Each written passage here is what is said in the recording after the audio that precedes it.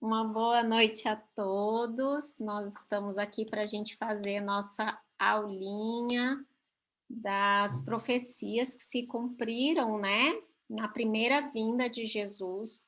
A gente entrou na semana passada na terceira e última parte dessas profecias, né? Então, vamos fazer nossa oração, que aí eu já explico em que parte que a gente está, porque tem gente que perdeu alguma coisa e tal. E vamos então fazer oração.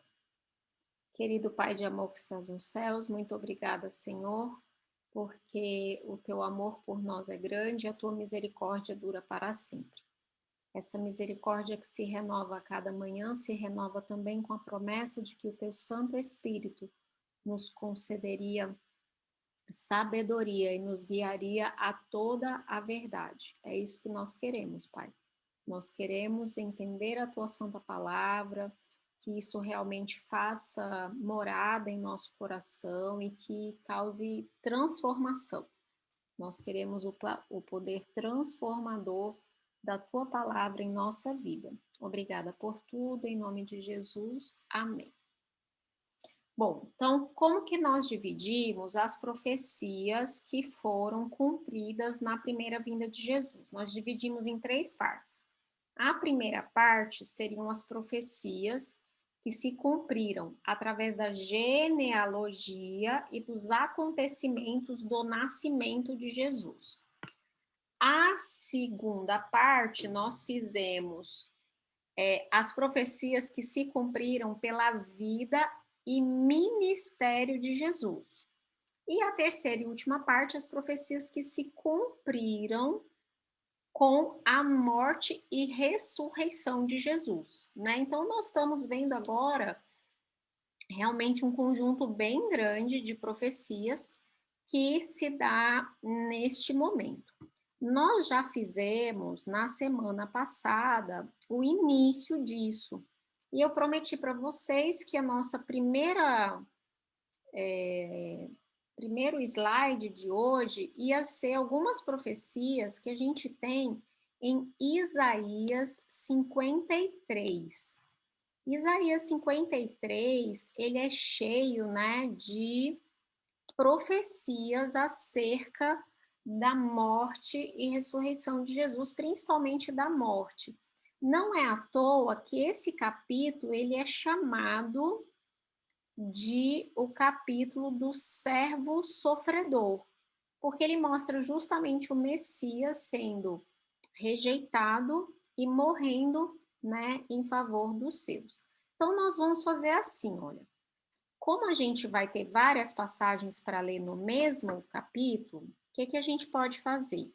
Eu vou pedir, por exemplo, Shirley, você pode ficar com Isaías 53 e aí a gente vai ler, você vai ler por partes, né? E aí a gente vai lendo a contraposição da profecia cumprida, tá bom? Tá bem. Então, a primeira parte seria Isaías 53, versos 2 e 3. Tá, só um pouquinho. Tá, 53. isso. Versos 2 e 3. 2 e 3. Aí, Domingos, você pode fazer a contraposição das outras passagens? Uhum. Ótimo. Então, a Shirley vai ler a profecia e você vai ler o cumprimento da profecia. Ok? Lá do Novo Testamento. Tá. Então, vamos lá. 53, versos 2 e 3. Posso ler? Pode. Meu servo cresceu em sua presença, como tenro broto verde, como raiz em terra seca. Não havia nada de belo nem majestoso em sua aparência, nada que nos atraísse. Foi desprezado e rejeitado, homem de dores, que conhece o sofrimento mais profundo. Demos as costas para ele e desviamos o olhar. Ele foi desprezado e não nos importamos. Pronto. Tá. E aí a gente vai ver isso, o cumprimento disso, lá em Lucas 17, 25. Ok, vou ler agora na nova versão transformadora. Tá bom. Mas, primeiro, é necessário que ele sofra terrivelmente e seja rejeitado por esta geração. Legal. Então, o que que Isaías previu? Isaías previu que Jesus seria rejeitado, que as pessoas não fariam caso dele, né? Que ele seria tratado com descaso, que ele não teria em si uma formosura. Eu sei que a gente tem muito quadro com fotos muito lindas de Jesus, né?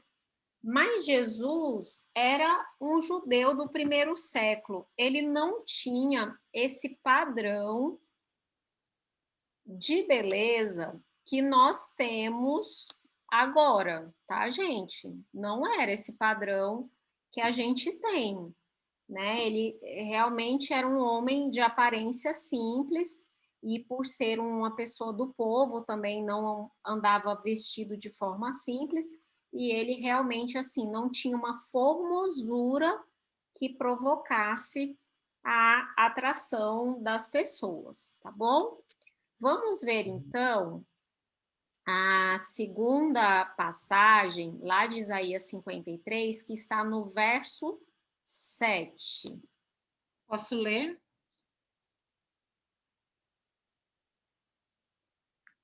Pode? Ah, tá. Ele foi oprimido e humilhado, mas não disse uma só palavra. Foi levado como cordeiro para o matadouro, como ovelha muda diante dos tosquiadores. Não abriu a boca. Aí você lê, Mateus. Sim. E vou ler Mateus 12. 27, aliás, Mateus 27, 12. No entanto, quando os principais sacerdotes e os líderes do povo fizeram acusações contra ele, Jesus permaneceu calado. Tá, então aqui a gente vê, né, lembra que eu já comentei com vocês que Mateus, ele escreve para um público judeu, e Mateus, ele faz muita questão de mostrar muito essas profecias se cumprindo, porque ele tinha realmente a intenção de provar a messianidade, né, de Jesus. Então a gente vê que ele faz questão de colocar essas passagens, mas o que acontece é que realmente Jesus em nenhum momento ele refutou acusações, né? Lá enquanto as pessoas falavam, a gente sabe que chamaram falsas testemunhas e ele em nenhum momento refutou a acusação. Shirley, pode ler para a gente o verso 9. Tá. Não havia cometido nenhuma injustiça e jamais havia enganado alguém. Ainda assim, foi sepultado como criminoso, colocado no túmulo de um homem rico. Essa versão da Shirley, gente, para quem não sabe, é a nova versão transformadora, não é, Shirley? Isso, desculpa não Então, ter falado não antes. tem problema. É só para o pessoal ficar, porque ela tem uma sonoridade diferente, né? Você vê que ela explicou esse verso de uma forma diferente que eu achei até muito boa.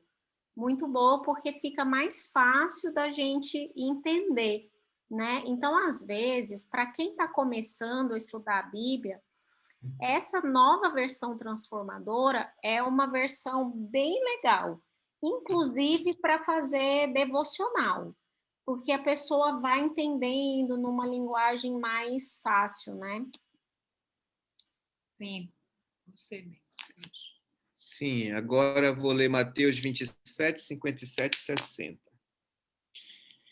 Ao entardecer, José, um homem rico de Arimateia, que tinha se tornado seguidor de Jesus, foi a Pilatos e pediu o corpo de Jesus. Pilatos ordenou que lhe entregassem o corpo.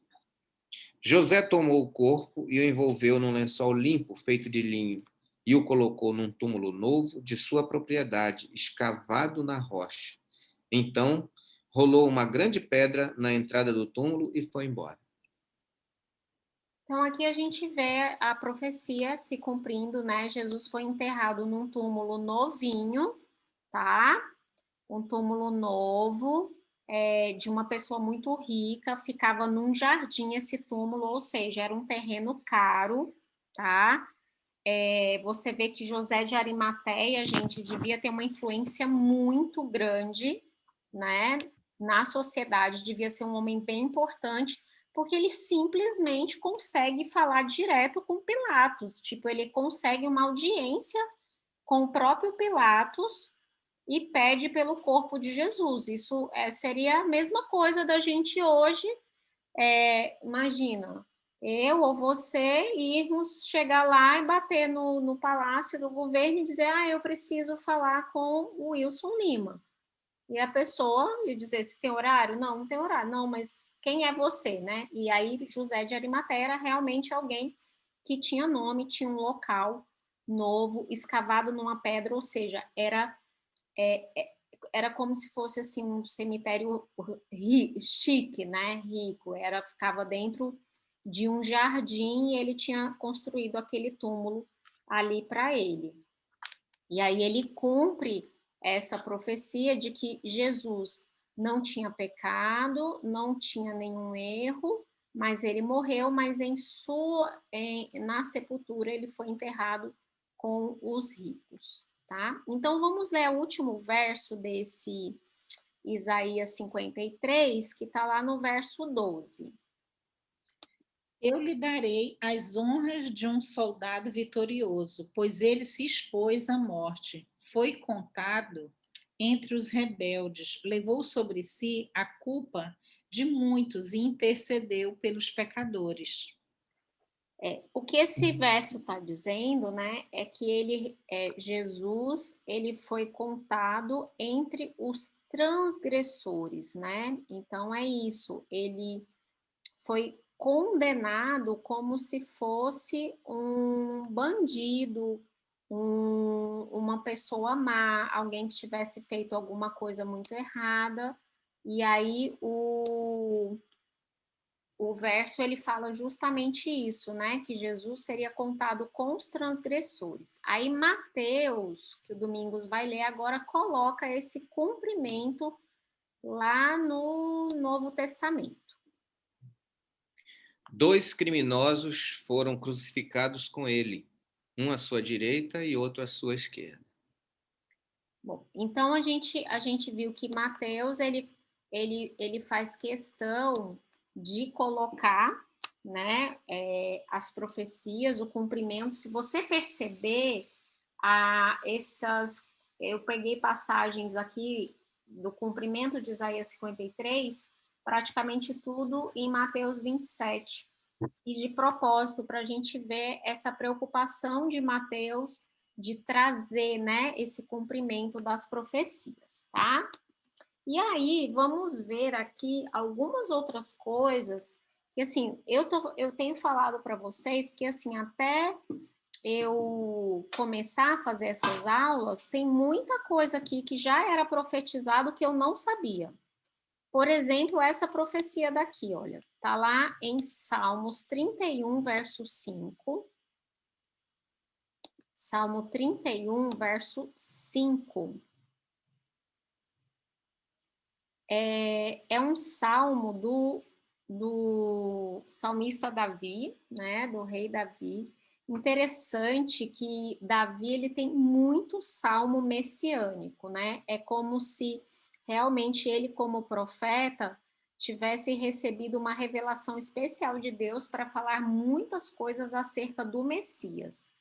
E aí, lá no Salmo 31, verso 5, ele coloca assim, olha, nas tuas mãos entrego o meu espírito, tu me remiste, Senhor, Deus da verdade. Quantos aqui já conheciam essa passagem? De pensar assim, eu já conheço, mas a gente ouve falar, nas suas mãos entrego o meu espírito, a gente ouve falar isso pela boca de quem? Geralmente. Jesus. Exatamente. Então, tipo assim, quando eu li isso, eu falei, como assim que Davi está falando isso aqui, né? E aí a gente vê, então, Davi, várias frases, várias coisas, a gente ainda vai encontrar uma outra aqui. E aí, lá em Lucas 23, verso 46, né? Lucas 23, verso 46, diz assim: Então Jesus clamou em alta voz: Pai, nas tuas mãos entrego o meu espírito. E dito isso, expirou. E se você tem uma Bíblia que ela tem o que a gente chama de concordância, que é aquele sinalzinho, que aí, ou uma letrinha, que aí você vai e descobre qual é a passagem que se refere, você vai ver que Lucas 23, 46 está ligado a Salmos 31, verso 5. É como se Davi, séculos antes, tivesse feito uma exclamação, né, que o próprio Jesus faria no momento de sua morte, quando ele realmente tem ali o seu fôlego de vida final, né? Vamos ver agora uma outra profecia, que ela é bem interessante. Essa profecia a maioria já sabe, tá lá em Zacarias 11, os versos 12 e 13. Eu vou ler na nova versão transformadora, versos 12 e 13. Aqui é o profeta Zacarias, ok? Ele está conversando com o povo. Deus mandou ele cuidar do rebanho. Aí olha no verso 7. Portanto, eu cuidei do rebanho destinado para matança, o rebanho oprimido. Então peguei 2 varas de pastor e chamei uma delas de favor e a outra de união. Num só mês, acabei com seus 3 pastores. Contudo, perdi a paciência com as ovelhas, elas também me odiaram. Então eu lhes disse: Não serei mais seu pastor, não me importarei se morrerem ou se forem devoradas. E aquelas que restarem comam a carne umas das outras. Aqui era, na verdade, uma profecia, né, de Zacarias. Só que olha que interessante. Lá no verso 12, ele fala assim: Então eu lhes disse, isso para os donos das ovelhas: Se quiserem, paguem o meu salário, mas se não quiserem, não me paguem. E eles me pagaram 30 moedas de prata. Então o Senhor me disse: lance isso ao oleiro. Então, assim, Deus manda ele ir cuidar de ovelhas, ele perde a paciência com as ovelhas se aborrecem com ele, um negócio esquisito, e no final, quando ele vai ser pago, ele recebe 30 moedas de prata. E Deus disse: olha, não, você não vai ficar com esse dinheiro. Ele diz assim: lance isso ao oleiro, esse preço fabuloso pelo qual me avaliaram. Peguei as 30 moedas de prata e as lancei ao oleiro no templo do Senhor.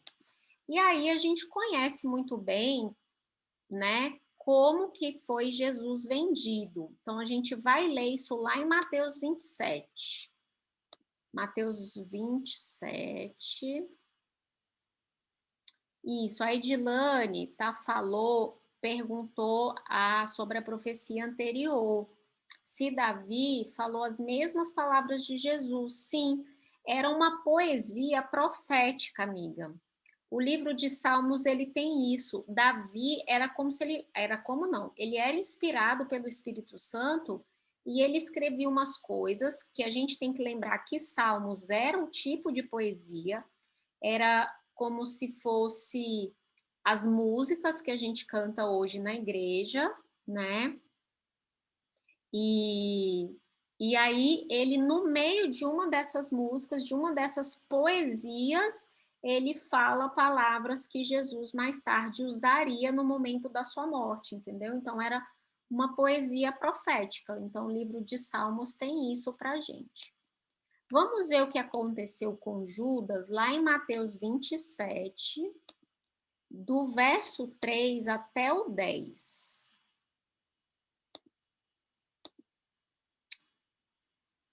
Quando Judas, que o havia traído, viu que Jesus tinha sido condenado à morte, encheu-se de remorso e devolveu as 30 moedas de prata aos principais líderes e sacerdotes do povo. Então, ele disse: pequei, pois, e traí um homem inocente. E aí eles responderam: que nos importa? Isso é problema seu. Então Judas jogou as moedas de prata no templo, saiu e se enforcou. Os principais sacerdotes juntaram as moedas e disseram: não seria certo colocar esse dinheiro no tesouro do templo, pois é dinheiro manchado de sangue. Então eles resolveram comprar o campo do oleiro e transformá-lo num cemitério para estrangeiros. Era um cemitério para pessoas pobres, indigentes, tá? Por isso, até hoje, aquele campo se chama Campo de Sangue. Cumpriu-se, então, a profecia de Jeremias que diz: tomaram as 30 peças de prata, preço pelo qual ele foi avaliado pelo povo de Israel, e compraram o campo do oleiro conforme o Senhor ordenou. Zacarias, né? Então, encontraram aí o erro? Então, mas na passagem, se você lê a passagem de Mateus, Mateus cita Jeremias. Uhum. Entendeu? Mateus está citando Jeremias. Mas sabe por quê? Eu também fiquei com essa dúvida. Só que eu descobri o seguinte, que quando dois profetas falam coisas parecidas, o profeta seguinte, ele pode falar que só um deles falou aquilo e geralmente ele fala do primeiro. Então, Jeremias, ele fala do campo do oleiro, que seria um corpo de matança, um corpo onde o seu corpo vai ficar lá estendido, vai servir de comida para as aves de rapina. Está lá em Jeremias, deixa eu só ver aqui. Olha, a minha Bíblia, que tem referência, ela em Zacarias, ela aponta para Mateus 27, 9 e 10. Sim. E em Mateus 27, 9 e 10, ela aponta para Zacarias 11, 12 e 13. Sim, na minha também. Só que Mateus, ele cita realmente Jeremias. Por quê? Entendi. Porque Jeremias tem essa passagem, eu tenho que encontrar aqui para vocês. Cadê? Mateus 27, 10. Cadê? Peraí. Olha aqui, olha. Tá lá em Jeremias 19, de 1 a 15. Mas não fala das 30 moedas, só fala de um campo do oleiro que seria comprado e lá se estenderiam corpos. Entenderam? Então, o que acontece? Mateus, na hora de citar, ele está falando aqui, quando ele fala assim, para que se cumprisse a profecia, ele não está falando do dinheiro, ele está falando do campo que foi comprado e seria chamado campo de sangue. Né? Então é isso. Mas você vê também que se a Bíblia tivesse uma preocupação, se o Espírito Santo tivesse uma preocupação com aquilo que a gente chama de inerrância, ou seja, que a Bíblia não erra nunca, essa passagem teria sido cortada, porque realmente ela remonta muito mais a Zacarias do que a Jeremias. Só que a gente sabe que a Bíblia ela é inspirada por Deus, mas ela não é inerrante. Então, um profeta do Novo Testamento, a gente tem que lembrar que eles citavam os profetas, gente, de memória. A maioria deles não tinha Bíblia em casa, não tinha rolos do profeta em casa. Então, ele pensa assim, gente, quem foi mesmo que disse isso? A gente não comete esses erros na igreja? Dizendo, que o Pedro falou, não foi Pedro, foi Paulo, né? A gente fala o nome de um, pensando em outro.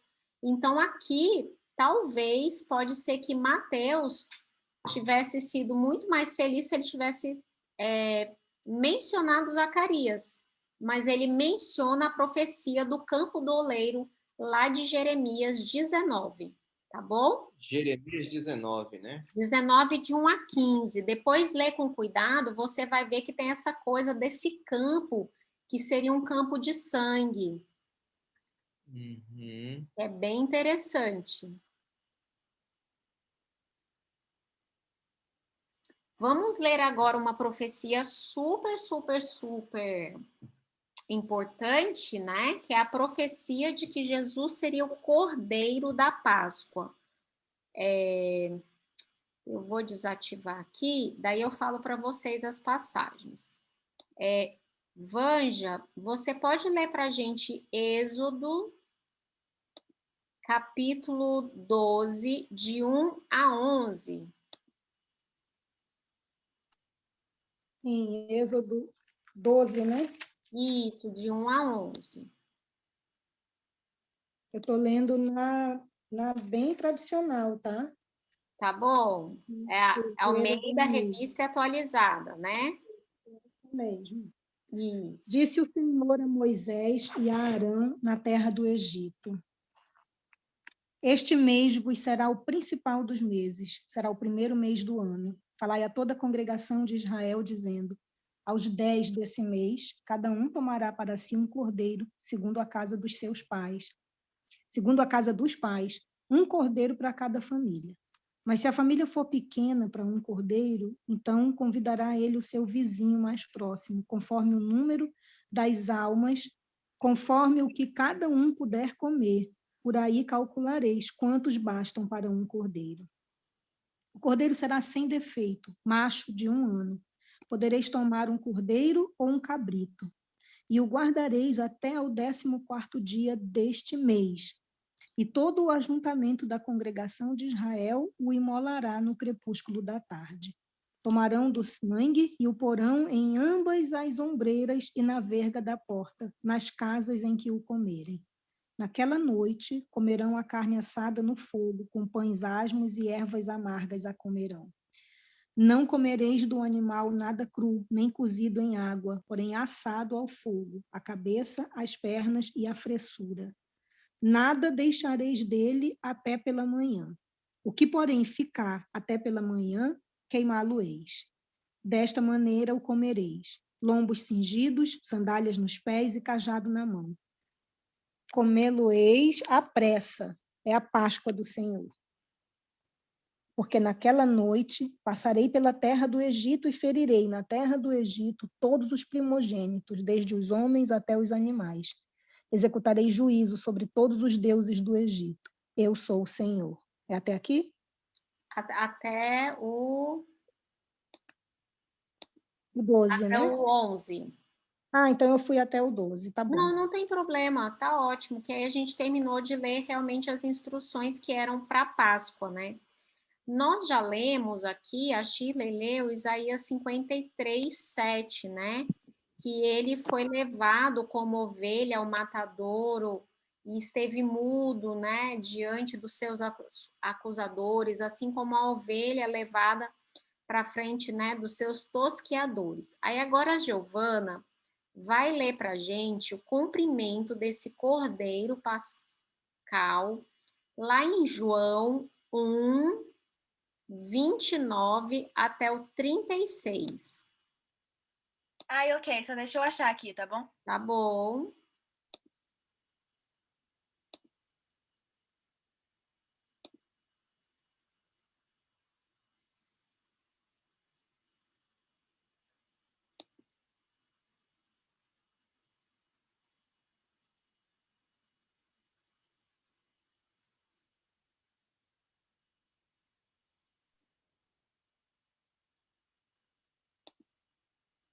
Ok, achei.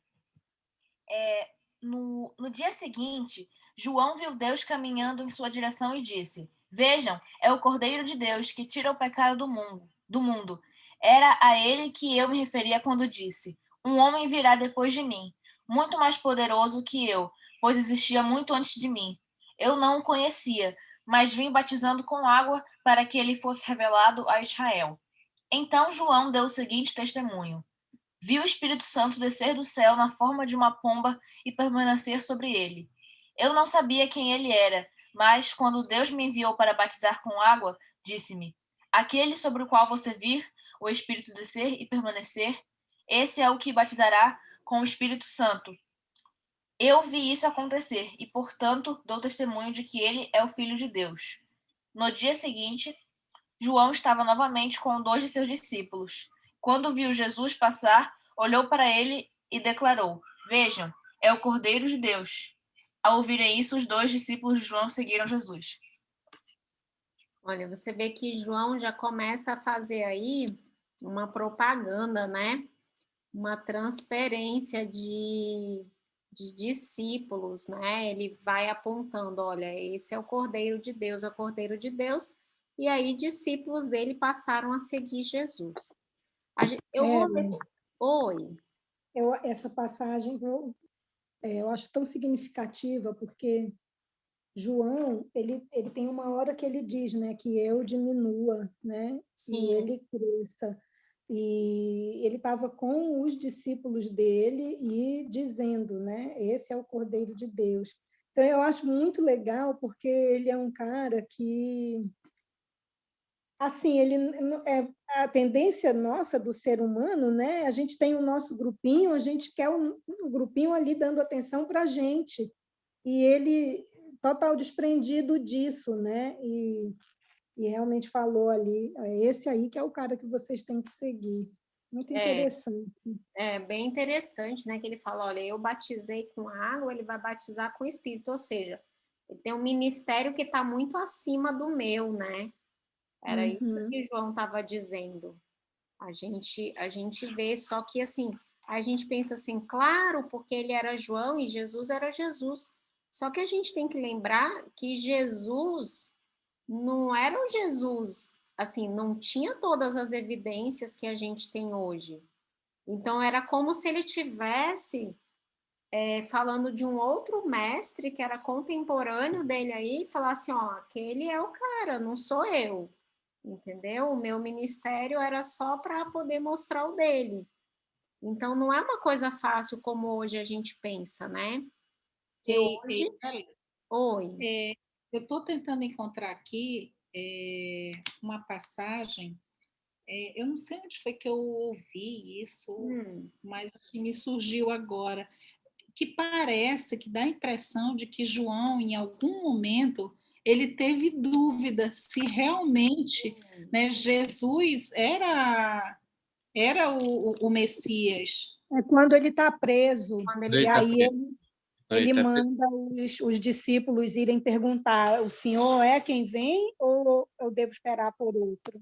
Sim. Exatamente. Mas é porque, assim, João, por mais que ele tivesse um ministério, e Jesus tenha inclusive dado o testemunho dele, né, que dos nascidos de mulher não existiu ninguém maior que ele, João tinha as limitações dele, como qualquer outro judeu do primeiro século, né, de esperar algo mais desse Messias. E aí ele estava esperando algo desse Messias, e esse Messias cumprindo o seu ministério aqui na Terra, João, o seu precursor, simplesmente é preso e está a ponto de ser condenado à morte. Daí ele pensa assim, gente, será que é esse mesmo que deveria vir? Ou eu anunciei a pessoa errada? Porque, tipo assim, como assim ele vai deixar essas coisas todas acontecerem? Eu não estou vendo esse ministério dele evoluir, ele ainda não tomou o poder. Por isso que Jesus pede para que eles observem o dia todo, né? Quando ele manda os discípulos para falar com Jesus, eles perguntam e Jesus fala, ok, passa aí o dia comigo. E aí, depois deles passarem um dia inteiro, Jesus chega assim, olha, vai lá e volta para João e diz assim, os cegos recebem visão, os coxos estão andando, os leprosos são purificados, os mudos estão falando, e aos pobres está sendo anunciado o evangelho. Fala só isso para João. Jesus não respondeu a pergunta. Ele não disse, não, sou eu, com certeza, disse para ele ficar tranquilo. Jesus respondeu com uma citação profética. O que Jesus estava falando para ele? João, você não entendeu as profecias. Se você tivesse entendido perfeitamente, você não teria dúvidas nesse momento. Então é o seguinte, eu sou o Messias, o meu ministério é simples, mas eu estou falando o que está predito, eu estou fazendo o que está predito nas escrituras sobre mim.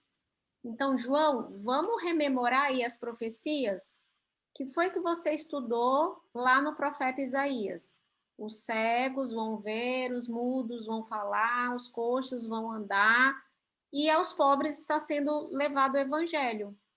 Entenderam por que Jesus respondeu assim? Porque ele percebeu que João Batista estava com uma distorção do que era a mesma que os discípulos tinham e que a maioria deles tinham, uma distorção do que ia ser realmente esse reino do Messias.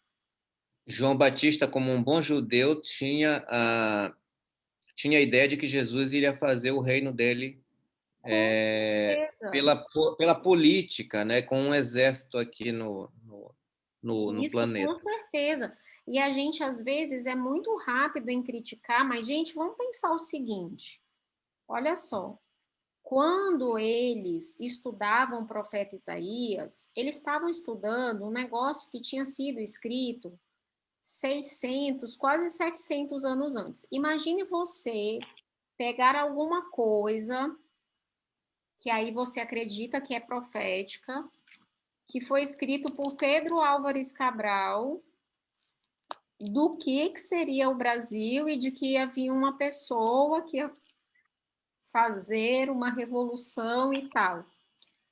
Imagina o quanto isso, na mente das pessoas, ao longo de 400 anos, 500 anos, 600 anos, quase 700 anos, o quanto isso cria ruído, né? O quanto isso cria uma nova vivência das coisas, que aí eles foram misturando as profecias, a profecia da restauração, do reino de Davi, aí eles nunca mais tinham saído de domínio, né? Porque eles estavam no domínio da Babilônia, aí veio o domínio medo-persa, aí eles ganharam uns poderzinhos políticos, mas aí veio a Grécia, reprimiu com vontade.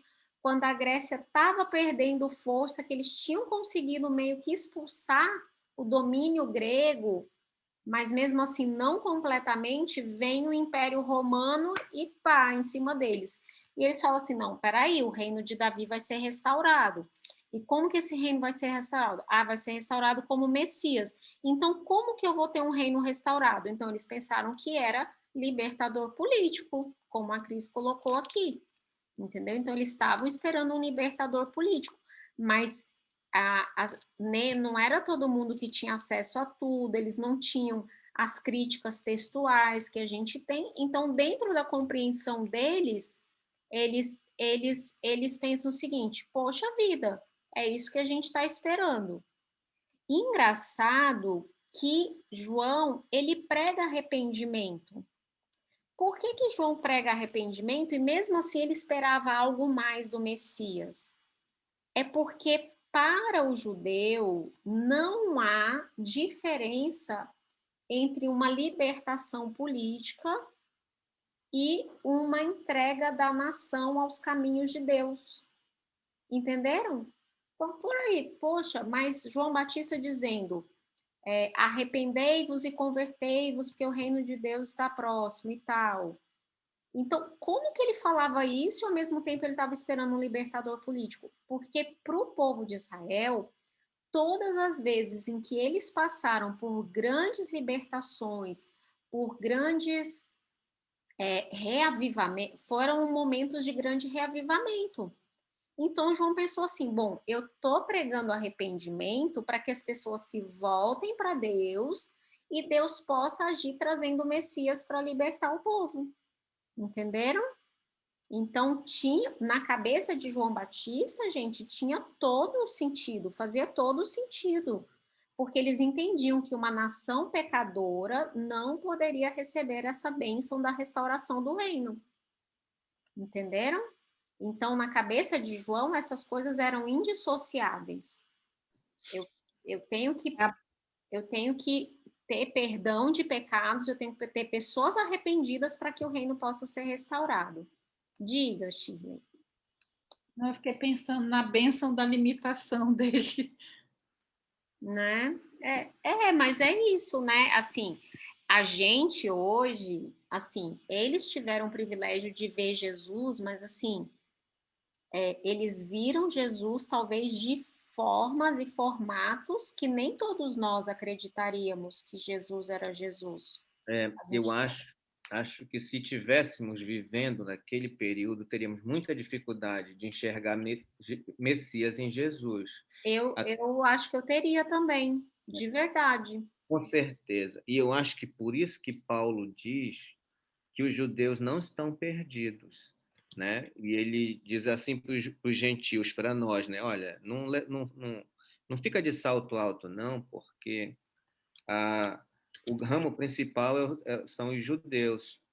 Foi cortado, foi colocado vocês, mas Deus pode muito bem voltar com eles, porque eles são os, vamos dizer assim, pioneiros. É uma palavra que eu estou utilizando. Precursores. Os precursores, né?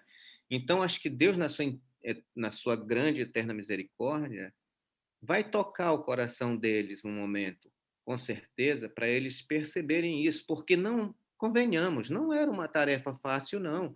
E eles entendiam, e porque Deus sempre atuou assim com eles, de forma, vamos dizer assim, uma libertação política, como tem se falado aqui, né? Jamais foi esperado que o libertador vem falar do reino dos céus. Cara, é complicado, né? Complicado isso, muito difícil, né? Para quem está vivendo o momento, é difícil. Muito difícil. Você pensa que, assim, eles, durante séculos, desde que eles saíram do Egito, qual era a promessa? A terra, que significava o reino, e o filho, o Messias. Então, é o seguinte, o Messias vem para ele me devolver completamente a terra. Então, assim, esse Messias, ele vai devolver a terra, mas não é no mesmo ponto. E aí eu tenho um povo que escutou a sua vida inteira e que nasceu dentro de uma cultura que ele está esperando um Messias que vai me devolver o reino, o Messias que vai me devolver o reino. Aí, de repente, alguém chega e fala assim, olha, o reino de Deus já chegou, que foi uma coisa que Jesus já falou, o reino de Deus está entre vocês. Como assim? Cadê o reino que eu não estou vendo? Eu continuo, se um soldado romano me parar na rua, eu continuo tendo que obedecer tudo que ele fala, eu vou sacrificar no templo, tem uma torre do lado do templo com um soldado romano me olhando e vigiando tudo que eu estou fazendo, eu não tenho... Para eu condenar um preso, eu preciso de um governador romano. Então, você imagina, eles não conseguiam associar isso. Aí a gente vai virar para o judeu e falar assim, não, mas é que o reino que estava sendo preparado era o reino da graça. Ele vai falar assim, que graça que eu estou aqui sob jugo romano. Então, é muito fácil a gente questionar e a gente falar que eles não tinham fé, mas eu fico me imaginando, imagina, você mora lá em Jerusalém, aí você fica sabendo que de uma vilazinha inexpressiva lá, tem um cara que começou a falar umas coisas esquisitas, entendeu? É um trabalho grande, é um trabalho do Espírito Santo na vida da pessoa. Por isso que quando Pedro fala, tu és o Cristo, filho do Deus vivo, Jesus fala para ele, não foi carne que te revelou isso, foi o Espírito Santo que te revelou. Como Jesus tinha tanta certeza que era quase impossível para um ser humano judeu reconhecer isso. Tanto isso, não foi tu que falou, Pedro, né? De ti, tu não tem um entendimento total disso. Exatamente. Agora, e também penso o seguinte, né? Porque a dificuldade é a seguinte, quem é do ramo de construção civil tem sempre um jargão, né, que diz assim, cara, isso aqui é engenheiro de obras prontas. Quando tudo está pronto, o cara vai lá e coloca um monte de defeito. Eu penso mais ou menos dessa forma quando a gente fala em interpretar as escrituras, porque as profecias, desculpa, porque uma coisa é você interpretar o que já ocorreu. Opa, cumpriu aqui, bateu, legal. Outra coisa é você estar nesse processo enquanto ela está se cumprindo, né? É muito mais difícil de você discernir, né? Porque as coisas ainda não cumpriram, está num processo ainda. Os judeus viviam isso. E certamente aqueles profetas, por mais inspirados que fossem por Deus, eles não chegavam nesse nível de detalhe para dizer, olha, esqueçam, pessoal, não vem libertador político aqui. Certamente não teve essa pregação clara desse jeito. Por que não teve? Não sei, Deus tem suas razões, ele conduz, né? A gente não tem que questionar isso. Mas certamente não foi assim. Se fosse assim, seria muito simples. Ok, agora nós estamos entendendo que está acontecendo o processo que o profeta falou. O profeta nunca falou isso, certamente. Disse, vem o libertador virá. Pô, mas não disse que o libertador seria, né, uma personalidade que nem Jesus Cristo, que não ia levantar um exército, que não ia fazer nada disso. Com certeza. Vanja, já vou te dar a palavra. E é muito importante porque é o seguinte, ele veio libertar do quê?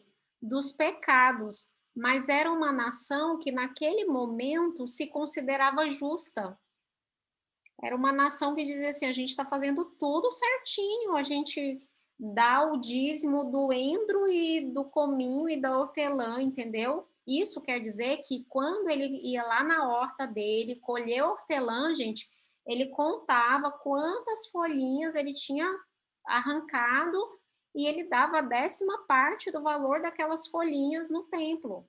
Ou seja, era um povo super preocupado em ser justo. Então, como assim ele vem me libertar dos meus pecados? Que pecados? Lembra da parábola do fariseu e do publicano, né? O fariseu chega, Senhor, muito obrigado, porque eu não sou igual a esse resto aí, eu sou top das galáxias, eu não sou mulher, eu não sou publicano, eu faço tudo certo, então, muito obrigado. Ou seja, o senhor está me devendo essa. Né? Então, imagina, era uma nação que os seus líderes achavam que que Deus já estava em dívida com eles, já estava atrasado para libertá-los, né, do jugo. Diga, Vanja. É que eu gostei do que o Domingos falou sobre essa questão de que os judeus, né, não foram cortados, né? Afinal de contas, eles foram os escolhidos, isso é fato. E guardaram a palavra de Deus, né? Guardaram os livros, para a gente, inclusive. Mas aí me veio na cabeça aquela passagem que Jesus diz assim, muitos últimos serão primeiros, e muitos primeiros serão os últimos. Muito interessante, verdade. A gente sabe, assim, que a gente, né, vê pela Bíblia, pelo espírito de profecia, que nós vamos ter muitas conversão de judeus no fim dos tempos. E Paulo trabalha isso lá em Romanos, acho que é do 9 até o 11, ele trabalha essa coisa da eleição dos judeus versus a agregação dos gentios, né? Que ele fala assim, então Deus errou porque ele elegeu os judeus e os judeus agora não querem saber? Ele diz, não, de maneira nenhuma. Tanto que Paulo fala, eu sou judeu, vocês estão ouvindo, vocês só estão ouvindo falar do evangelho porque tem judeu pregando. Se não tivesse judeu pregando, vocês não estavam ouvindo. Né? Então, Paulo faz questão de mostrar isso. Agora, para a gente, aquilo que o Domingos falou é muito importante, gente. Você interpretar profecia que já se cumpriu é muito fácil, entendeu? O problema é você ver o negócio acontecendo, que aí ou você procura cabelo em ovo, ou você acaba deixando passar uma situação que era óbvia e você não viu. Então, é bem importante a gente lembrar disso. A outra coisa, que agora eu esqueci que eu ia falar. Bom, hoje nós temos, né, todo esse arsenal de estudo de pessoas que estudaram antes de nós. E outra coisa, nós temos, inclusive, os próprios evangelhos escritos já algumas décadas depois de que Jesus tinha morrido, ressuscitado e subido ao céu. E aí você tem Mateus escrevendo décadas depois, olha, isso é para que se cumprisse tal coisa, porque aí a ficha deles caiu. Aí o Espírito Santo foi dando sabedoria, sabedoria, sabedoria, e cumpriu a promessa que Jesus disse que eles seriam guiados a toda a verdade. Né? Aí você vem Paulo ressignificando algumas coisas, aí você vem Mateus, olha, tal coisa aconteceu para que se cumprisse, aí Lucas vem, olha, e aí se cumpriu a palavra do profeta tal. E aí você vê que eles, no momento que eles viram aquilo acontecer, eles não conseguiram ver o cumprimento profético, eles viram ao longo dos anos que aí eles foram estudando as escrituras e eles foram sendo orientados pelo Espírito Santo, né? Mas assim, realmente, assim, quem estava lá provavelmente não era tão óbvio, então fica muito difícil mesmo a gente criticar João Batista, né? Vamos ver aqui. Então, olha só, a gente viu que Jesus seria o Cordeiro, né? O Cordeiro de Deus que tiraria o pecado do mundo, é assim que João anunciou ele. E eu marquei aqui uma passagem, eu coloquei várias passagens que falam dessa coisa de Cordeiro, eu marquei a passagem de 1 Pedro, capítulo 1, versos 18 e 19, né? Porque olha só como Pedro, anos e anos depois, gente, isso aqui algumas décadas depois, tá? Pedro já era um senhor de idade, escrevendo para as igrejas que tinha fundado, aí ele escreve assim, olha, sabendo que não foi mediante coisas corruptíveis, como prata ou ouro, que fostes resgatados do vosso fútil procedimento que vossos pais vos legaram, mas pelo precioso sangue, como de cordeiro, sem defeito e sem mácula, o sangue de Cristo. Então, pensa na diferença de Pedro. Quando Pedro faz a declaração, tu és o Cristo, o Filho do Deus vivo. Na cabeça dele, o Cristo não ia morrer. Aí Jesus fala assim, eu vou ser entregue, eu vou morrer. Aí ele disse assim, não para de falar essas coisas. Sabe aquelas coisas que às vezes a gente fala, que a pessoa fala assim, não fala que senão atrai? Então Pedro chama a atenção de Jesus e diz, não fica falando essas coisas.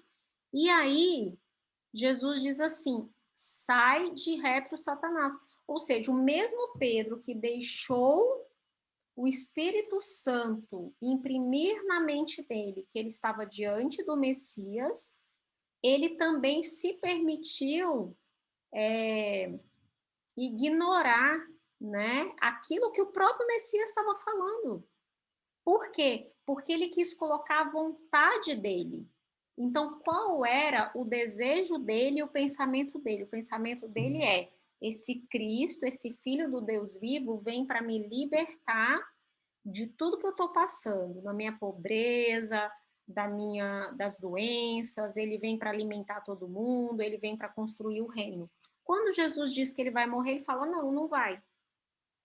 E aí, por que Jesus fala, sai de retro, Satanás? Porque naquele momento, Pedro colocou a vontade dele acima da vontade de Deus. Ou seja, Deus está me dizendo que o Messias vem para morrer, como um servo sofredor. Mas eu não é isso que eu quero. Eu nem acho que está certo isso. Eu acho que nem precisa. Que coisa horrível, para que morrer? Ele pode libertar todo mundo sem morrer? E aí Pedro coloca a vontade dele acima. É por isso que naquele momento, aquela mesma pessoa que tinha sido usada por Deus, estava sendo usada para Satanás, para imprimir a sua vontade. Uma coisa super parecida, por exemplo, com o que a gente faz todo dia e com a atitude, por exemplo, de Adão e Eva. Então, qual é a vontade de Deus? Não comam do fruto do conhecimento do bem e do mal. Mas a Eva viu que era bonita, agradável aos olhos e boa para dar entendimento, aí ela coloca a vontade dela acima da vontade de Deus. Entenderam? Que aí, por isso que Jesus foi tão duro com Pedro, porque ele está colocando aquilo que ele queria acima do que era o verdadeiro propósito divino, né? Mas aí, anos depois, né? Décadas depois. Claro, Pedro se converteu, entendeu tudo, e aí ouviu muitas outras profecias da própria boca de Jesus. Imagino que eles, gente, eu imagino que eles foram estudar, sabia? Eles estudavam. Depois que Jesus foi embora, que eles ficaram em Jerusalém pregando, diz que eles se reuniam nas sinagogas para ler a palavra, para discutir a palavra. Você imagina esses homens abrindo aqueles rolos dos profetas e dizendo, nossa, olha aqui, tem tudo a ver, agora que eu entendi. Então, eles faziam tipo um estudo, sabe? Eles começaram a repartir a palavra e tal. E aí, anos depois, Pedro se torna capaz de escrever que Jesus já tinha vindo para ser o cordeiro sem defeito, sem mácula, né?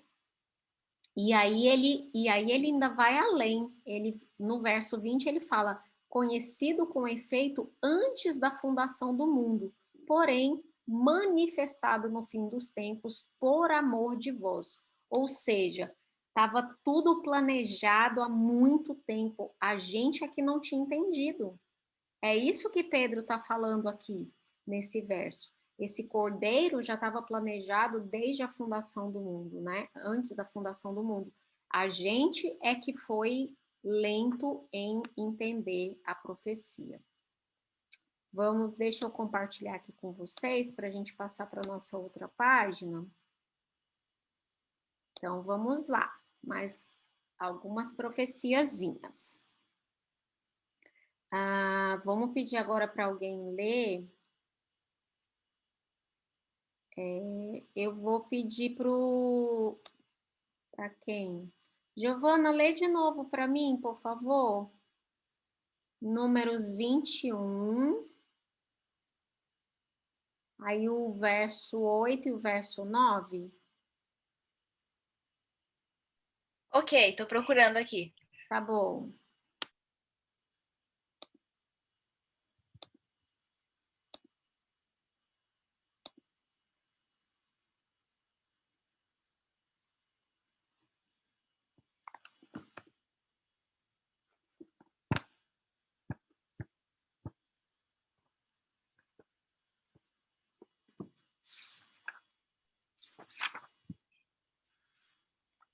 Achei. O Senhor lhe disse: faça a réplica de uma serpente venenosa e coloque-a no alto de um poste. Todos que forem mordidos viverão se olharem para ela. Moisés fez uma serpente de bronze e a colocou no alto de um poste. Quem era mordido por uma serpente e olhava para a réplica de bronze era curado. Tá. Vamos ler João 3, para a gente ver esse cumprimento. João 3, 14 e 15. Lembra que João 3, esses primeiros versos, começando lá no verso 1, é a conversa de Jesus com Nicodemos, que era um homem super entendido da palavra de Deus, né? Estava tendo as suas dificuldades ali de interpretação também do que Jesus estava dizendo, e Jesus fala para ele umas coisas que são mais profundas, porque ele sabia que Nicodemos tinha como entender. Então ele diz assim: e de modo porque Moisés levantou a serpente no deserto, assim importa que o Filho do Homem seja levantado para que todo o que nele crê tenha a vida eterna. Gente, eu tinha muita dificuldade quando eu li essa história de Moisés, de pensar assim, gente, serpente para mim é símbolo de Satanás. Como é que Jesus coloca uma serpente para ser o símbolo de algo que vai trazer a salvação? Vamos entender o que aconteceu lá no deserto.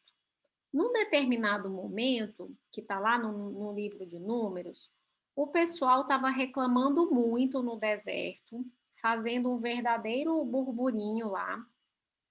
E aí, Deus falou assim, tá bom, eles estão reclamando da minha proteção, e Deus tirou a proteção, porque, gente, o deserto é um local de muitas cobras, muitas serpentes venenosas.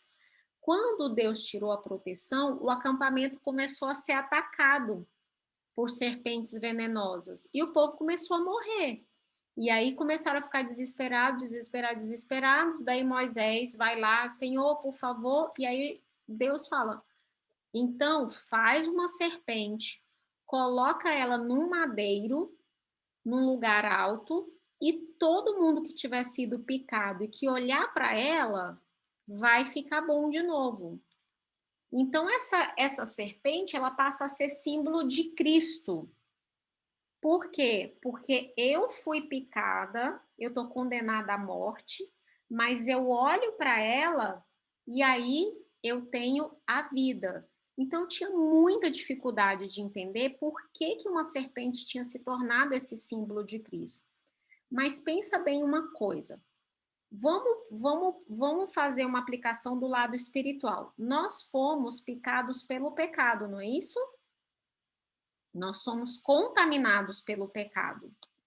E aí, Cristo, ele se fez maldito por nós. Ele, que não conheceu o pecado, se fez pecado por nós. Uma pessoa olhar para a cruz, para um homem sendo crucificado como um malfeitor, uma pessoa morrendo aquela morte mais horrível, e vendo vida através daquilo, seria algo tão difícil quanto olhar para a imagem da própria cobra que te picou e achar que poderia ter vida através disso.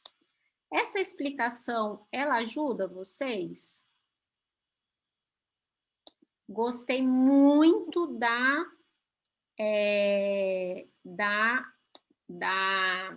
pergunta aqui da Cris e da Shirley. Então, é assim. Pergunta delas olhar para essa serpente não parecia uma forma de idolatria?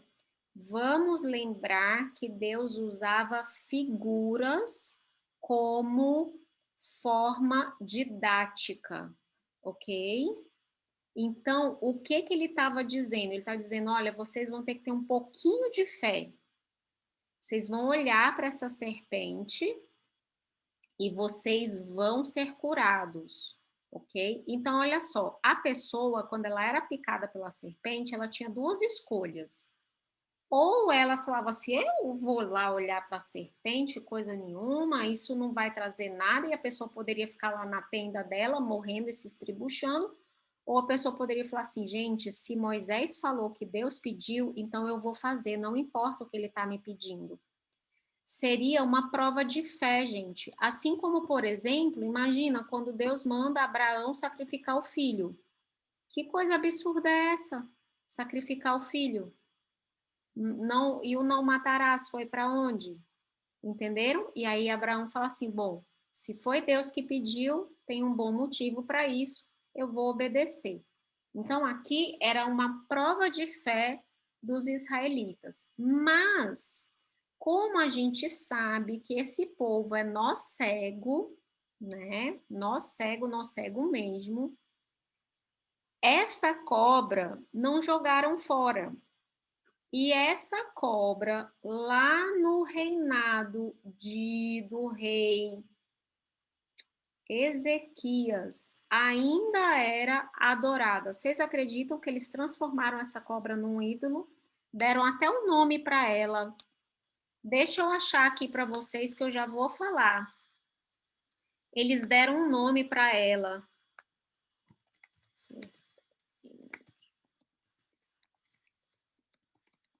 E Ellen, o símbolo da medicina também tem essa cobra enrolada, né, que representa a cura, não é assim? Isso.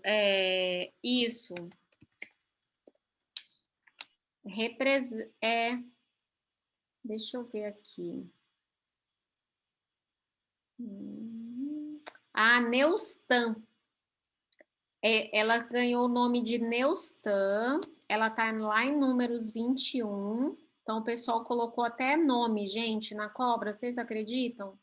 Vamos lá para Segundo Reis. Segundo Reis 18, 3 e 4.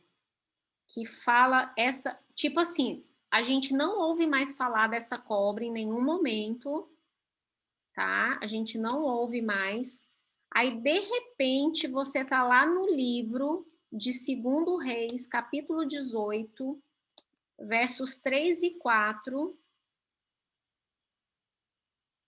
E aí, olha só, a gente está vendo o reinado do rei Ezequias. Ele diz assim, olha, no 3º ano de Oséias, filho de Elá, rei de Israel, começou a reinar Ezequias, filho de Acaz. Lembrando que Acaz tinha sido super do mal, rei de Judá. Tinha 25 anos de idade quando começou a reinar e reinou 29 anos em Jerusalém. Sua mãe se chamava Abi e era filha de Zacarias. Fez ele o que era reto perante o Senhor, segundo tudo quanto fizera Davi seu pai. Removeu os altos, quebrou as colunas e deitou abaixo o poste ídolo, e fez em pedaços a serpente de bronze que Moisés fizera, porque até aquele dia os filhos de Israel lhe queimavam incenso e lhe chamavam Neustã. Gente, então eu vou falar uma coisa para vocês. Nós somos muito corruptos. Então, assim, imagina que essa cobra durou o quê? Sei lá, uns 500 anos, entendeu? Do povo adorando o negócio. O povo é como se eles tivessem, não, então vamos adorar a cobra. Então, é isso que vocês falou. Parece muito mesmo, né? Essa coisa de parece uma idolatria, mas no momento em que ele foi pedido, ele era uma prova de fé, né? Era uma prova de fé para eles. E aí eles teriam que acreditar na palavra de que olhando para ela, eles seriam curados. Aqueles que olharam foram curados.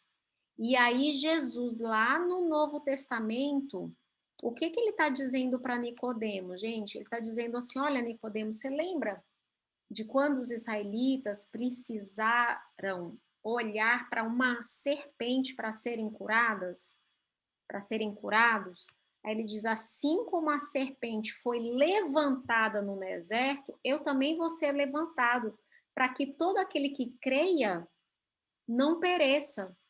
Ou seja, vai ser difícil, Nicodemos, as pessoas olharem para um homem sujo, espancado, nu, numa cruz, no meio de 2 outros homens. Vai ser difícil, mas quem olhar e acreditar vai ter a vida eterna. Vocês entenderam o paralelo aí? O paralelo profético? Deu para entender? Sim, entendi. É cura, né? De uma Cura. cura de uma mordida de uma serpente fisicamente e outra pelo pecado, né? Pelo pecado, exatamente. E 2 curas improváveis. Como assim Uhum, alguém que está morrendo como um infeliz pecador pode me trazer a cura? Né? uhum. Então é isso, assim. Parecia que ele era, assim, parecia que o antídoto era algo muito pior do que o veneno, entendeu? Porque eu tenho que acreditar em uma cruz, em algo Deus, horroroso, né? Que Deus, Paulo fala que é loucura. nessa hora lá do deserto, Deus estava dando uma dica para o Butantan. Pegar o veneno da cobra que vai salvar o pessoal que é mordido por ela própria. Também. Deu certo, né, amigo? Deu certo. Estamos Sim. até hoje aí. Quem é modificado por cobra venenosa está sendo salvo Ellen, pelo mesmo veneno. Oi. seria certo dizer que nós só cremos naquilo que vemos? Não, amiga. Porque olha só, Porque o povo naquela época não seria porque eles adoravam a, a cobra depois, com o intuito de que, não sei, mais ou menos assim, que eu entendi. É assim, nós temos uma tendência em ritualizar coisas. É isso mesmo. É isso que eu Isso aí, queria pegar. nós temos isso. Inclusive, eu li uma vez, eu achei muito interessante, e até falo isso em algumas coisas que eu já fiz. Por que que Jesus não fez todos os milagres dele igual? Porque ele poderia ter feito tudo da mesma forma. Uma palavra, vai a tua fé te salvou, vai a tua fé te salvou. Ele poderia ter feito tudo da mesma forma. Um cego, ele pegou barro, passou no olho, no outro ele só passou a mão, em um ele pôs a mão, na outra ele... Então, assim, Jesus fez diversas formas. Gente, se Jesus tivesse curado de um único jeito, até hoje a gente ia estar repetindo o negócio igual mandinga. Entendeu? Porque hoje, nós sendo cristãos, né, séculos depois, a gente ainda se apega em ritualzinho, em coisinha, entendeu? Não, se não fizer desse jeito, não dá certo, porque tem que ser assim. E aí você vê algumas pessoas, às vezes, no engano até maior, tendo coisas que são abençoadas para poder levar para casa, entendeu? Ah, eu levei uma coisa na igreja, aí aquilo foi abençoado na igreja, e agora eu vou levar para minha casa e vai fazer diferença na minha casa. Deus precisa de um objeto abençoado na minha casa? Não, tudo na minha casa tem que ser abençoado, mas não é porque eu levei na igreja e voltou, entendeu? Então, isso nós herdamos do paganismo, dessa religião falsa, que acredita em amuletos, entendeu? Então, assim, gente, cristão não pode ser supersticioso. A gente não pode ter essa besteira, por exemplo, ah, não passo debaixo de escada, não viro chinelo de coisa para baixo, se quebrar um espelho é 7 anos de azar. Não, a gente não pode ter isso, porque cristão não acredita em sorte ou azar. Isso é superstição pagã. Mas a gente acredita, a gente vai seguindo essas regrinhas, essas coisinhas. E essa serpente, você tocou muito bem, Edilane. Eles tinham essa necessidade de algo físico, entendeu? Então, tipo assim, então lá naquela época o pessoal foi tudo curado. Então, o poder, aí eles transferiram a fé, ao invés de pegar a fé no Criador, eles transferem para a serpente. A gente faz as mesmas coisas hoje. A gente transfere a fé de Deus para objetos, para coisas, entendeu? Para uma situação, para uma determinada atitude. Tipo, meu ano vai ser bom, eu vou pular 7 ondas, eu vou comer 7 caroços de romã, eu vou jogar não sei o que lá para trás, eu vou vestir uma roupa de tal cor. Como assim você vai passar o ano novo de preto? Olha o que tu tá atraindo para tua vida. Isso não é bíblico, gente. Não é. Isso é a gente repetindo comportamento pagão, entendeu? Quando a gente se apega nessas coisas. Agora, por que Não adianta comer lentilha, né, professora? Só para saúde.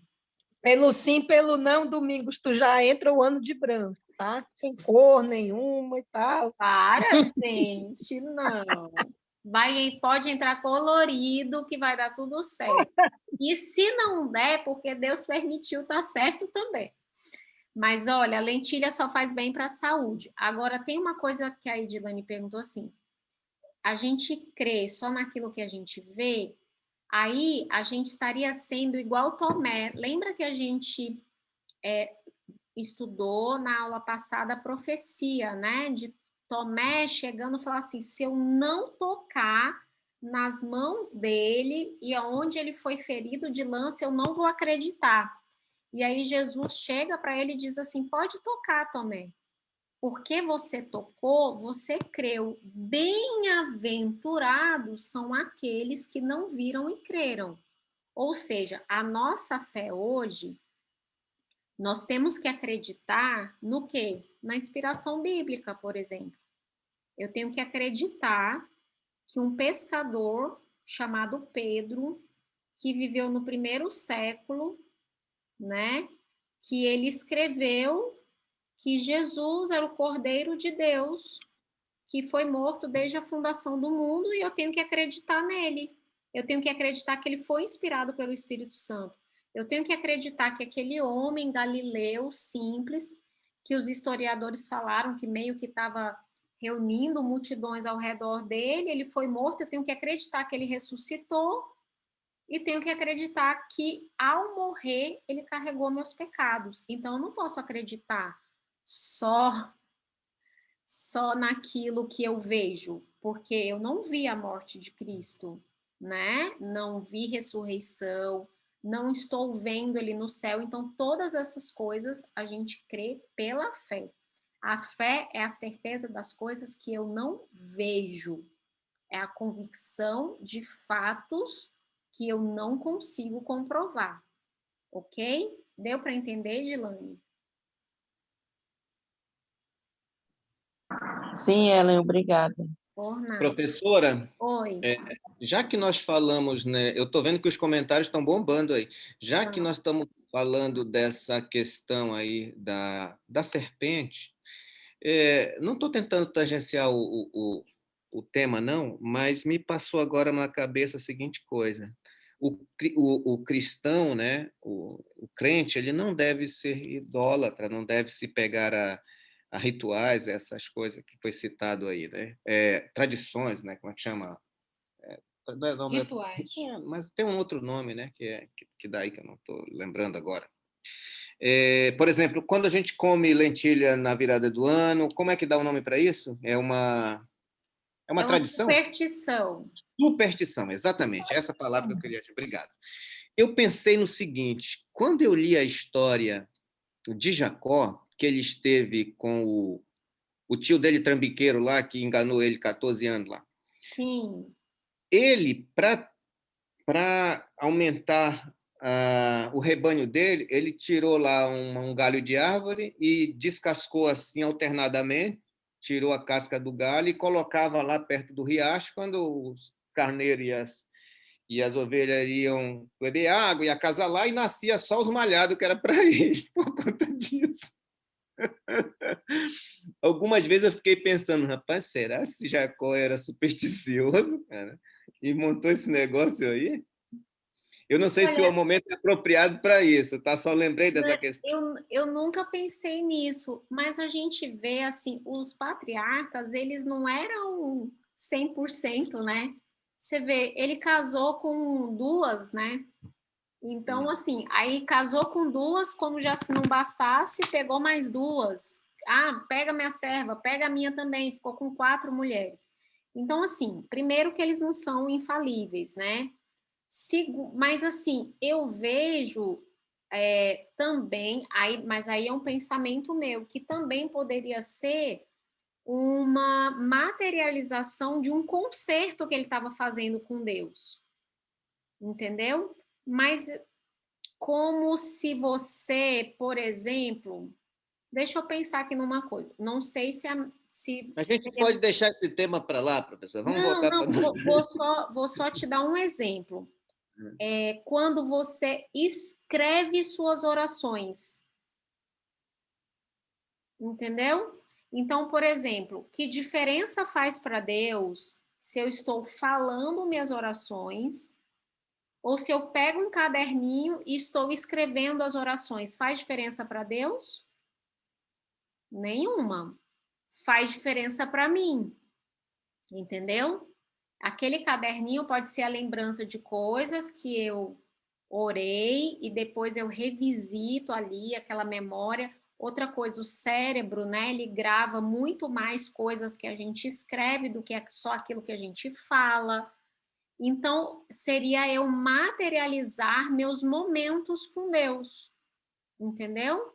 Então, não sei qual era o intuito de Jacó e não sei se era superstição. Eu estou dando aqui uma de advogada, sem saber. Mas realmente era A muito gente bobo pode. da parte dele ter que fazer A isso, que gente ele poderia pode. simplesmente orar. Entendeu? A gente pode estudar esse tema num outro momento. Acho que ele é Ele vai sair um pouco do nosso propósito. Mas eu Foi mal, Olga. Mas eu Vamos entendi por que você trouxe à tona, porque a gente está falando aqui de superstição. Por falar em superstição, a Giovana falou então que a manga com leite está liberado. Tá, que a manga com leite já é uma outra coisa, é algo que foi criado para que os escravos não tomassem leite, né? Aqui no Brasil, eles comiam muita manga, e aí o pessoal começou a falar, ó, época de manga, não pode tomar manga com leite. E aí eles... E ela acabou de dizer aqui para mim no privado que também está liberado deixar o chinelo para cima. Tá liberado deixar o chinelo virado. Tá liberado, gente. Não tem problema, a mãe não morre por causa do chinelo virado. Mas é isso. E assim, a gente vai passando isso, a gente se apega a algumas coisas, né? É natural, a gente tem essa tendência, mas a gente tem que. E é outra coisa, uma coisa muito importante, que aí eu queria finalizar a aula com isso. O ritual não é um problema em si mesmo, um ritual feito na igreja. Exemplo, Santa Ceia. É um ritual ou não é um ritual? Cerimônia do lava-pés, aí todo mundo levanta, pega pãozinho, senta, come o pão. Aí todo mundo levanta, pega o vinho e tal, toma o suco, todo mundo junto orando. É um ritual. Jesus pediu para fazer isso, né? Em memória dele, ok? Mas é assim, se eu estiver fazendo esse ritual, acreditando que pelo simples fato de eu estar fazendo, eu vou ter um favor especial de Deus, e eu olho para aquele pão e para aquele vinho e vejo a minha salvação ali, esse ritual está sendo praticado de uma forma incorreta. A forma correta é ele ser uma lembrança do pacto que eu fiz com Deus. Então, eu tenho um pacto com Deus, eu entreguei minha vida a Ele, eu acredito que Jesus morreu por mim, e quando eu participo daquilo com a minha igreja toda, sabendo que meus amigos do meu lado, a minha família está participando daquele momento, está todo mundo naquele momento renovando o concerto com Deus e dizendo, Senhor, eu sei que há mais de 2000 anos, há quase 2000 anos, o Senhor morreu por mim e eu aceito novamente esse sacrifício. Mas se eu só pegar o ritual pelo ritual, aí a gente vai estar caindo no mesmo erro. Seria a mesma coisa, então, de eu pegar uma taça de vinho, né, e colocar ela num altar e falar, esse é o sangue de Cristo, aí eu passo a adorar a taça de vinho, porque ele é o sangue de Cristo, que foi o que fizeram com a cobra, que chamaram de Neutã. Então, por que que a gente... Essa pergunta é uma pergunta para psicólogo, eu acho. A Giovana está perguntando por que que a gente tem tendência a fazer rituais. A gente gosta do que é palpável, né? A gente gosta daquilo que é visível, que é reprodutível, né? Por exemplo, o que que é a ciência? É algo que eu posso reproduzir, e aí eu me agarro a isso. Então, nós temos essa necessidade de sair do abstrato, né, do mundo do abstrato. E aí, isso eu acho que faz parte, inclusive, do pecado em nós, que a gente se apega muito mais ao ritual, a coisas que eu posso fazer, do que na crença de que eu tenho um Deus que está fazendo tudo por mim. Por isso que os judeus caíram no legalismo, por isso que é tão fácil a gente cair no legalismo. Então, é muito mais fácil, por exemplo, eu ter um sábado cheio de rituais, do que eu ter um sábado de comunhão com Deus. Eu, às vezes, paro para pensar isso, eu falo, gente, o meu sábado, ele foi um sábado de comunhão, ou ele foi um sábado que, ok, foi um sábado, eu fui na igreja e tal, ele só teve ritual nele? Entenderam? A gente tem a tendência disso, a gente transforma aquilo num fim em si mesmo, né? A gente tem essa...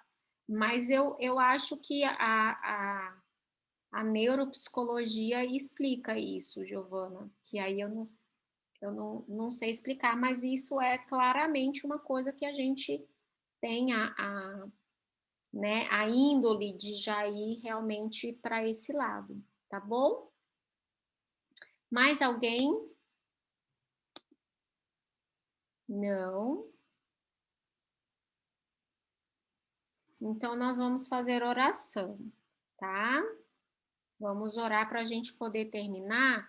Eu vou pedir para o Domingos orar. Professora, Oi, Domingos. desculpa, não quero prolongar demais, mas não é mais esse tema. Eu queria saber o seguinte, uma pergunta que eu deixei de fazer no início para não atrapalhar o raciocínio lá. Você falou de profecias cumpridas em 3 partes no início da aula. Sim. Aí eu queria que se pudesse repetir em quais momentos elas foram cumpridas. Você enumerou aí, parece que com o nascimento, com os... São três níveis de profecias, que foi a maneira como eu encontrei para separar didaticamente essas profecias, ok? Como elas foram cumpridas, né? Isso. Então, eu tenho profecias que foram feitas acerca da genealogia e nascimento de Jesus, ou seja, acerca da árvore genealógica, ou seja, ele vai ser filho de Abraão, ele vai ser um filho de Davi, entendeu? Então, é da genealogia e nascimento, que ele vai nascer de uma virgem, ele vai nascer em Belém, ele vai ter que fugir para o Egito. São profecias que se cumpriram nele bebezinho. Ok. Por que é importante a gente separar isso? Porque Jesus, vamos supor que tivesse um homem do 1º século, que ele dissesse assim, gente, eu vou fazer tudo, vou cumprir todas aquelas profecias, vão dizer que eu sou o Messias. Só que as profecias do nascimento e genealogia, a pessoa não tem controle sobre elas. Não é verdade? Sim. Eu posso ter Jesus tendo controle sobre dizer no fim da vida, Pai, a ti entrego o meu espírito. Mas ele não tem controle sobre ter nascido em Belém de uma virgem, entendeu? E ter recebido visita de 3 reis, de reis magos do Oriente, entendeu? Então, profecias do nascimento e genealogia, profecias da vida e ministério, ou seja, como ele foi batizado, os milagres que ele fez, as coisas, a maneira como ele falou, o fato de que ele falava por parábolas, como ele pregou e etc. Então, essas são as profecias da vida e ministério, tá?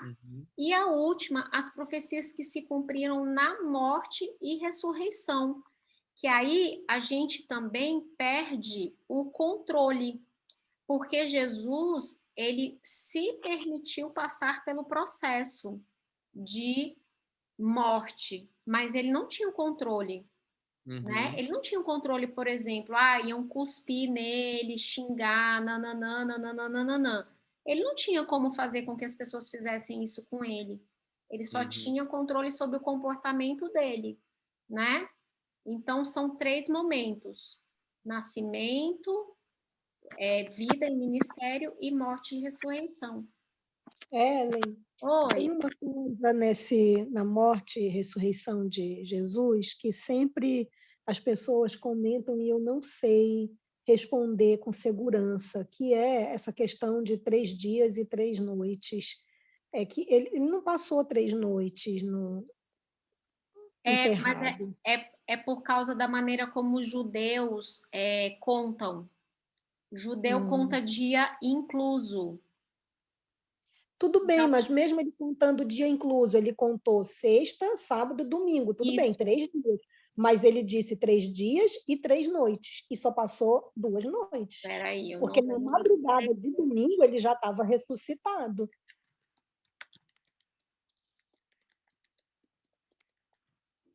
Peraí.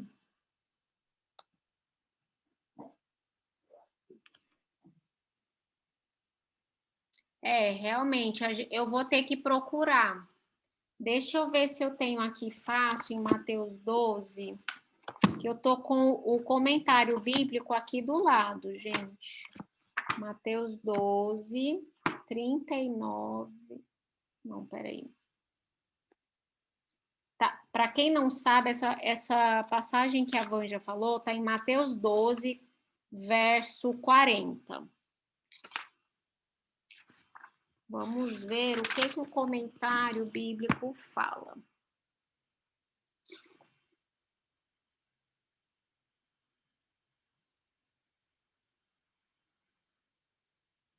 Eles não dão maiores explicações, hein? Só fala que Jesus estava se referindo ao momento. Eu vou buscar, Vanja, isso, para a gente poder falar na próxima aula. Vou trazer isso para você, porque realmente eles trabalham com dia incluso, então mesmo sexta tendo sido 3 da tarde, conta um dia, sábado conta um dia, e domingo, mesmo tendo sido amanhecendo domingo, conta um dia. O judeu sempre contava dia incluso, né? Mas realmente não existem 3 noites aí, existem 2, né? E aí vamos descobrir então por quê, tá bom? Eu vou descobrir e a gente traz na próxima aula, tá bom? Domingo, você pode orar para a gente, por favor? Posso sim. Senhor Deus, Pai Todo-Poderoso, muito obrigado, Pai, por ter conduzido a Ellen, Senhor, neste ensinamento para nós todos. Abre nossos corações e nossas mentes, Senhor, para que possamos compreender a cada dia, Senhor, a Tua palavra, para que não sejamos cegos, Senhor, no caminho, mas que possamos ter o entendimento e a sabedoria para compreender, Pai, e seguir o Teu ensinamento. Obrigado por tudo que Tu nos dá, Pai, e te rogo por uma boa semana para todos aqui, em nome de Jesus. Amém. Amém.